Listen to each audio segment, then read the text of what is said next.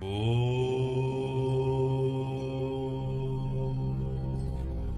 అండి, అందరికీ నమస్కారం. శ్రీ విశ్వవసు నామ సంవత్సరం ఉత్తరాయణం గ్రీష్మ ఋతువు జ్యేష్ఠ మాసం కృష్ణపక్షం చతుర్థి. ఈరోజు ఆదివారం, శ్రవణ నక్షత్రం. ఈరోజు మిథున సంక్రమణం. సూర్య భగవానుడు వృషభ రాశిలో నుండి మిథున రాశికి శ్రవణ నక్షత్రంలో ప్రవేశం చేశారు. చాలా విశేషమైన రోజు. ఈరోజు ఆదివారం. సూర్యునికి సంక్రమణం అనేది ఏర్పడితే చాలా విశేషం. ఈ సంక్రమణంలో మిథున రాశి వాయుతత్వం అంటాం. అందులోకి సూర్యుడు ప్రవేశించిన తర్వాత ప్రకృతిలో వాయుతత్వం పెరుగుతుంది. అంటే గాలి ఎక్కువగా కనబడుతుంది ఈ రోజు నుండి ప్రకృతిలో. కానీ కొన్ని సంవత్సరాల్లో మనకి ఈ అకాల వర్షాలు, అంటే వర్షాకాలంలో కాకుండా ముందుగానే వర్షాలు అధికంగా కురుస్తున్నాయి. ఉగాది పర్వదినం రోజు ఏం జరగబోతుంది అనే ఇలాంటి విషయాలన్నీ కూడా ఆ రోజు మనం చెప్పుకోవడం జరిగింది. అయితే ఈరోజు విశేషం ఏమిటంటే, ఈ మిథున సంక్రమణం అంటే ప్రతి సంవత్సరం మనకి మకర సంక్రాంతి ఎలాగో, అంటే మకర రాశిలోకి వస్తే మకర సంక్రమణం అంటాం సూర్యుడు, కర్కాటక రాశిలోకి వస్తే కర్కాటక సంక్రమణం. ఇదే విధంగానే ప్రతి మాసము కూడా సూర్యుడు ఒక్కొక్క రాశిలోకి ప్రవేశం చేస్తూ ఉంటే దాన్నే సంక్రమణం అంటాం. ఇప్పుడు మిథున సంక్రమణం ఈ రోజు నుండి ప్రహర్త కాలంలో మిథున లగ్నం నుండి ప్రారంభమవుతుంది. ఇది జ్యోతిష శాస్త్రం. అయితే ఈరోజు ఈ సంక్రమణ కాలం అత్యంత శుభగడియలు అని అంటాం. ఈరోజు ఆదివారం కలిసి వచ్చింది కాబట్టి మంత్రబలంలో సూర్యనామస్మరణ చేయాలి. ఎవరైతే ఆదివార సంక్రమణలో సూర్యనామస్మరణం, సూర్య పూజ, ఆదిత్య హృదయ స్తోత్రం పారాయణం ఇటువంటివి ఆచరిస్తారో వారికి పితృదేవతల నుండి దోషాలు తగ్గుతాయి. అంటే పితృదోషాలు దూరం అవుతాయి. కాబట్టి భక్తి శ్రద్ధలతో ఈరోజు మంత్రబలంలో ఓం సూర్యదేవాయ నమః, ఓం సూర్యదేవాయ నమః, ఓం సూర్యదేవాయ నమః అనే నామాన్ని జపించాలి. ఈ నామాన్ని జపించడం వలన అందరికీ కూడా శుభం జరుగుతుంది. ఖచ్చితంగా పితృదేవతల ఆశీస్సులు, సూర్యానుగ్రహం కూడా ప్రాప్తిస్తాయి. ఇక ఈరోజు సంక్రమణ కాలం కాబట్టి ఈ కాలంలో పితృదోషాలకి ఎటువంటి పరిష్కారాలు చేసుకోవచ్చు అంటే చాలా ఆప్షన్స్ ఉంటాయి.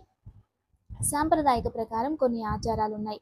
ఎటువంటి ఆచారాలు అంటే, తండ్రి స్వర్గస్థులైనప్పుడు లేదా తల్లి స్వర్గస్థులైనప్పుడు వాళ్ళకి శ్రాద్ధాన్ని ఆచరిస్తూ ఉంటారు. తిథి కాల ఏ తిథుల్లో వాళ్ళు స్వర్గస్థులై ఉంటారో ఆ ప్రకారంగా ప్రతి మాసంలో ఆచరించేవారు. ఒక సంవత్సరం తదుపరి వార్షిక శ్రాద్ధం ప్రతి సంవత్సరం ఆ ఒక్క తిథిలో మరియు ఆ ఒక్క మాసంలో ఆచరిస్తూ ఉంటారు. సనాతన ధర్మంలో 13 రోజులు అయిపోయిన తర్వాత ఎవరైనా కూడా కంటిన్యూగా పూజలు అవన్నీ ఆచరించవచ్చు. నిత్య పూజ చేయొచ్చు. కుటుంబంలో నిత్యారాధన, నిత్య పూజ, నిత్య అగ్నిహోత్రులకి వాళ్ళకి ఏ అడ్డు ఆటంకాలు అనేది లేదు. కేవలం సంవత్సరం వరకు యజ్ఞ యాగాదులు ఆచరించకూడదు. ఎందుకంటే పితృకార్యాలలో నిరంతరంగా మనం ఉండాలి కాబట్టి. మరియు కొన్ని ఒక్కొక్క మాసంలో ఒక్కొక్క తిథిలో ఒక్కొక్క రకమైన వ్రతాలు వస్తూ ఉంటాయి కాబట్టి ఆ రోజు వ్రతం ఆచరించాలి, పితృకార్యం ఆచరించాలా అనే ఒక విధానాలు ఏర్పడతాయి. అప్పుడు పితృకార్యమే మొదటి కార్యం, వ్రతం రెండో కార్యం అవుతుంది. మరియు పితృకార్యం ఆచరించిన తర్వాత వెంటనే వ్రతాలు ఆచరించకూడదు కాబట్టి మనకి వ్రతాలు నిషిద్ధం అన్నారు, యజ్ఞయాగాదులు నిషిద్ధం అన్నారు. దానికి బ్రహ్మస్థానాన్ని అలంకరించకూడదు అన్నారు.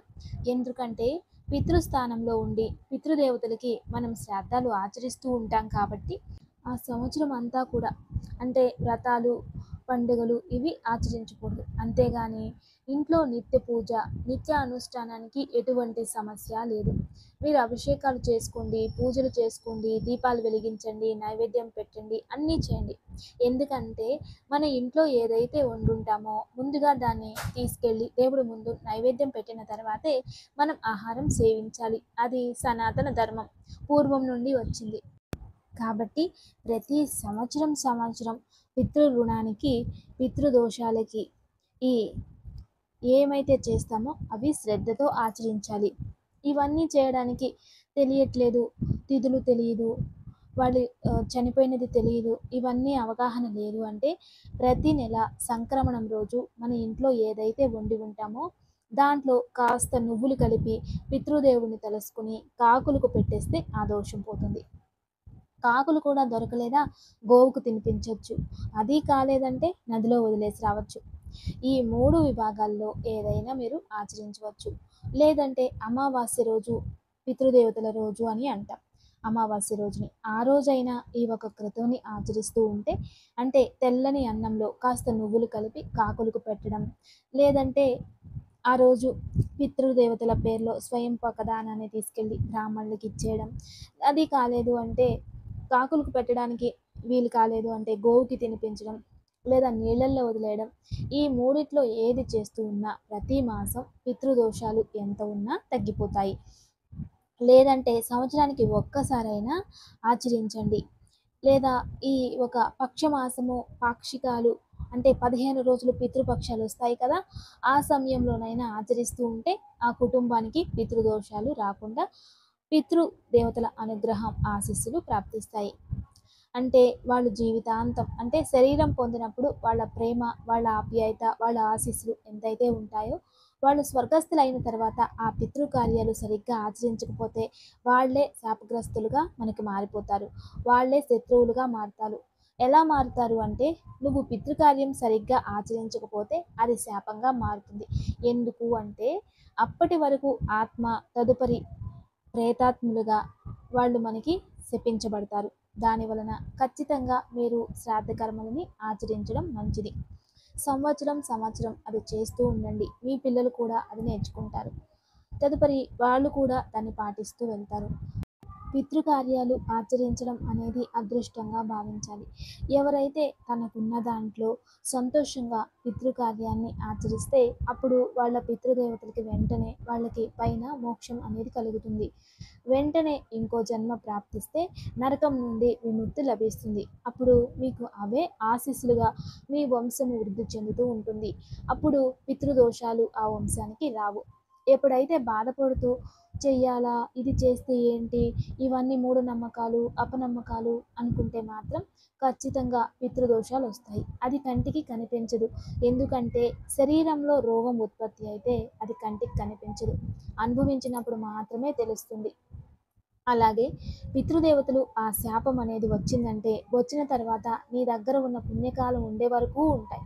కానీ ఎప్పుడైతే ఆ పితృశాపాలు అనేవి పితృదోషాలు అనేవి ప్రాప్తిస్తూ ఉంటాయో పుణ్యం కూడా ఫుల్ స్టాప్ అయిపోయి కేవలం కర్మని అనుభవించడం మాత్రమే ప్రారంభమవుతుంది. కాబట్టి పితృదేవతలు పితృకార్యాలని సక్రమంగా ఆచరించండి. అదే శుభం, అదే వంశవృద్ధి. ఇక ఈరోజు అత్యంత విశేషమైనటువంటి రోజు. ఈరోజు శ్రవణ నక్షత్రంలో ఆదివారం కలిసి వచ్చింది. ఈరోజు కూడా మీరు ఎవరైనా పితృదేవతల పేరున స్వయంపాక దానం ఇచ్చినా, పితృదేవతల పేరు మీద గోవుకి ఏదైనా తినిపించినా, నదిలో వెళ్ళి తిలము కానీ లేదా జలము కానీ లేదా నదిలో ఒక పిడికెడు బియ్యం వదిలేసి వచ్చిన పితృదోషాలు తగ్గిపోతాయి. అటువంటి అవకాశం చేసేవాళ్ళు ఈరోజు అనుకూలమైతే చేయండి, ఆచరించండి. చాలా శుభం జరుగుతుంది. అయితే ఈరోజు మంచి మాట. జీవితంలో ఎప్పుడైనా ఇతరుల ఆనందాన్ని చూసి మీరు ఆనందపడుతూ ఉన్నారంటే ఖచ్చితంగా మీరు జీవితాంతం సంతోషంగా ఉంటారు అని అర్థం. ఇతరులు ఆనందంగా ఉండడం చూసి మీరు బాధపడుతూ ఉంటే మీ జీవితంలో ఎప్పటికీ మీరు ఆనందంగా ఉండరు అని అర్థం. అంటే మీరు ఎటువంటి వారో మీరే తెలుసుకోవచ్చు. అంటే ఒకరి ఆనందాన్ని కోరుకుంటే మనం అనేది ఆనందంగా ఉండొచ్చు. ఒకరి సంతోషాన్ని మనం కోరుకుంటే మనం కూడా సంతోషంగా ఉండొచ్చు. ఇదే ఈరోజు మంచి మాట. ఇక దివ్య పూజ. రేపు చాలా విశేషమైనటువంటి రోజు, సోమవారం. రేపు ఉదయాన్నే పర్టికులర్గా తెల్ల జిల్లేడుతో తయారు చేసిన గణపతిని తీసుకోండి. గణపతి పూజ గురించి మనం తెల్ల జిల్లేడు గణపతి పూజ గురించి మనం ఇంతకుముందు కూడా తెలుసుకున్నాం. అయితే ఇది చాలా శక్తియుతమైనది. ఈ తెల్ల జల్లేడు గణపతి అంటే శ్వేతార్క గణపతి అనే పేరు కూడా ఉంది. ఈ శ్వేతార్క గణపతి పూజ రేపు ఉదయాన్నే ఆచరించాలి. లేదు ఇది మీకు దొరకలేదు అంటే ఒకంత పసుపు ముద్ద చేసి తీసుకెళ్ళి ఎక్కడైనా కానీ దేవాలయం దగ్గర తెల్ల జిల్లేడు ఉంటుంది.